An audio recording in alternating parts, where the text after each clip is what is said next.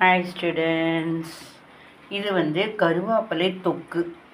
ஆக்சுவலாக இது வந்து எங்கள் அண்ணா எனக்கு கொண்டு வந்து கொடுத்தது. இந்த கருவேப்பிலை தொக்கு எப்படின்னா, நம்ம வந்து கருவேப்பிலையை தண்ணி ஊற்றி நல்லா விழுமோன்னு அரைச்சி விழுது எடுத்து வச்சுக்கணும்.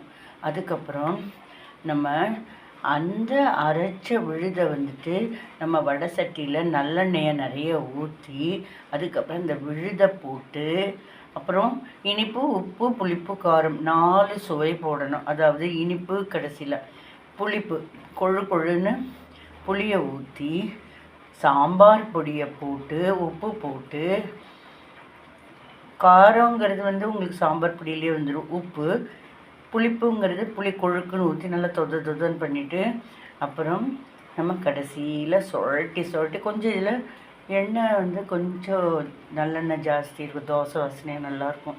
அதுக்கப்புறம் கடைசியில் கொஞ்சோண்டு வெல்லம் போட்டு அப்படியே சுழட்டி எடுக்கணும். செம்மையாக இருக்கும்.